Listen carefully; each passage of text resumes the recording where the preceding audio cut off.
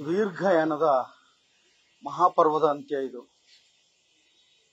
ಒಂದು ತಲೆಮಾರಿಗೆ ಕನ್ನಡ ಸಾಹಿತ್ಯವನ್ನ ಓದಿಕೊಂಡವ್ರಿಗೆ ಬಲವಾಗಿ ಅದರ ಅಭಿರುಚಿಯನ್ನು ಹೆಚ್ಚಿಸ್ಕೊಳ್ಳಕ್ಕೆ, ಸಾಹಿತ್ಯದ ಅಭಿರುಚಿಯನ್ನು ಹೆಚ್ಚಿಸ್ಕೊಳ್ಳಕ್ಕೆ ಈ ಮಹಾಪುರುಷ ಕೆಲಸ ಮಾಡೋದು ಅನ್ನೋದೇ ಒಂದು ದೊಡ್ಡ ಸೌಭಾಗ್ಯ. ಅವರ ಜೀವಿತಾವಧಿಯಲ್ಲಿ ನಾವಿದ್ದು ಅನ್ನೋದೇ ಒಂದು ದೊಡ್ಡ ಸಂತೋಷ.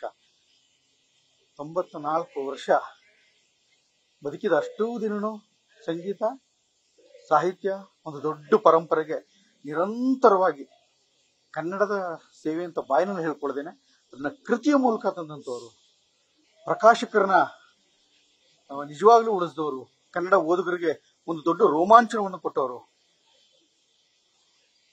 ಅದು ತಬಲಿನಾದ ಮಗನೇ ಓದುವಾಗ ನೋಡುವಾಗ ಪ್ರತಿಯೊಂದು ಕ್ಷಣನೂ ಅಥವಾ ಪರ್ವವನ್ನು ಓದುವಾಗ ನೋಡುವಾಗ ಅನುಭವಿಸಿದಂತ ದೊಡ್ಡ ಸಂತೋಷ ಇದೆಯಲ್ಲ, ಅದರಿಂದ ಒಂದು ತಲೆಮಾರಿಗೆ ಬೇರೆ ತರದ್ದೊಂದು ರುಚಿಯನ್ನ ನಿರಂತರವಾಗಿ 30-35 ವರ್ಷಗಳು ಭೈರಪ್ಪನವ್ರು ಓದ್ಕೊಂಡಿಲ್ಲ ಅಂದ್ರೆ ಅವ್ರ ಜೀವನದಲ್ಲಿ ತುಂಬಾ ಕಳ್ಕೊಂಡು ಅಂದ್ರೆ ಅರ್ಥ. ಆ ತರದ್ದೊಂದು ದಟ್ಟವಾಗಿ ಅಂದ್ರೆ ಎಂಥ ಪರಿಣಾಮವನ್ನು ಕೂಡ ಹೃದಯಕ್ಕೆ ತಾಕು ಹಾಗೆ ಬರೆದಂತ ಈ ಶತಮಾನದ ಶ್ರೇಷ್ಠ ಕನ್ನಡ ಕಾದಂಬರಿಕಾರರು ಭೈರಪ್ಪನವರು. ಅಂಥವ್ರು ಬಹು ದೀರ್ಘಕಾಲ ಬದುಕಿ ಕನ್ನಡ ಸಾಹಿತ್ಯವನ್ನ ಬಹಳ ಉತ್ತುಂಗಕ್ಕೆ ತಗೊಂಡು ಹೋಗೋದ್ರಲ್ಲಿ ಮತ್ತು ನಿಜವಾಗ್ಲೂ ಸರಸ್ವತಿ ಪುತ್ರನೇ ಆತ. ಸಂಗೀತದ ಆಲಾಪಗಳಲ್ಲಿ ಹೇಗೆ ನಾವು ಬದುಕ್ತೀವಿ ಹಾಗೆ ಸಾಹಿತ್ಯದ ಆಲಾಪಗಳಲ್ಲಿ ಬದುಕಿ ಅವರು ರಚಿಸಿದ ಮಹಾ ಪರ್ವದ ಪಾತ್ರಗಳೆಲ್ಲವೂ ಒಂದಕ್ಕಿಂತ ಒಂದು ಗಟ್ಟಿಯಾಗಿ ಮನಸ್ಸಿನಲ್ಲಿ ಇದಕ್ಕೆ ಕಾರಣ ಆದವರು ಇವರು.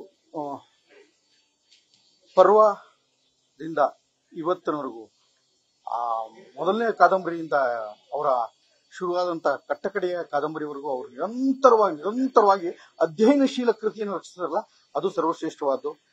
ಭೈರಪ್ಪನವರು ಯಾವತ್ತೂ ಎಲ್ಲಿವರೆಗೂ ಕನ್ನಡ ಜನಮಾನಸದಲ್ಲಿ ಕನ್ನಡ ಸಾಹಿತ್ಯ ಪರಂಪರೆಯ ಶ್ರೇಷ್ಠತೆ ಉಳಿದಿರ್ತದೆ ಅಲ್ಲಿವರೆಗೂ ಭೈರಪ್ಪನವರು ಖಂಡಿತವಾಗೂ ನಮ್ಮಂತ ಕೋಟ್ಯಾಂತರ ಜನ ಕನ್ನಡಿಗರ ಹೃದಯದಲ್ಲಿ ಖಂಡಿತವಾಗೂ ನೆಲೆಸಿರ್ತಾರೆ.